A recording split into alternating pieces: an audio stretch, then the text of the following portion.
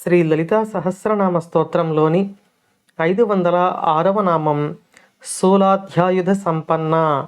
మంత్రస్వరూపంలో శ్రీ శూలాధ్యాయుధ సంపన్నాయై నమః. ఈ నామంలో స్వాధిష్టానంలో కొలువై ఉన్న తల్లి 4 శిరస్సులతో ప్రకాశిస్తూ ఏ ఏ ఆయుధములను ధరించి ఉంటుందో వసిన్యాది వాగ్దేవతలు మనకు తెలియచేస్తూ ఉన్నారు. ఈ నామాన్ని మనం ఒక్కసారి పరిశీలిస్తే శూలము మొదలైన ఆయుధములను ఈ అమ్మవారు ధరించి ఉంటారు అని అర్థమవుతుంది.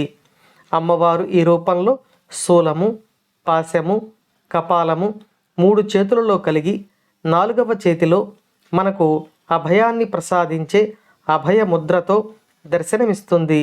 అమ్మవారి యొక్క ఈ ఆయుధ దేవతలు సాధకులకు తమ అనుగ్రహాన్ని అపారంగా కురిపిస్తారు.